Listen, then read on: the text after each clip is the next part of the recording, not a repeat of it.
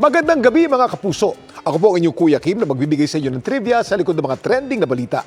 Sa mga TV show at pelikula lang natin madalas napapanood ang mga lumilipad na robot.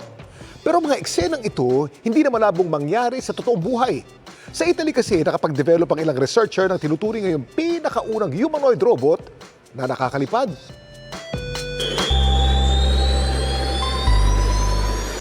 Ang robot na ito, malatao ang arrive. Ang kanyang height nasa 3 talampakan. Ang kanyang muka, baby face. Siya si Iron Cub MK3. Dinevelop ng mga researchers mula IIT o Italian Institute of Technology.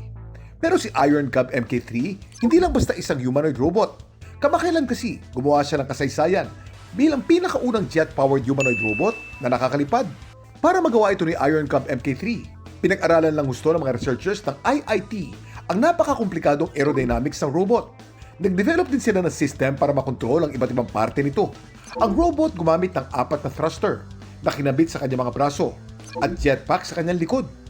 At matapos sa mahigit 2 taon, matagumpay siyang nakalipad 50 centimeters mula sa kanyang kinatatayuan. Ang matagumpay na paglipad ni Iron Cub MK3, milestone kung ituring. Ang robot kasi, maaari daw makatulong sa disaster response at emergency. Ang humanoid robot namang ito, small but terrible. Nakabasag lang naman siya ng isang world record. Saan siya galing? Kuya Kim, ano na?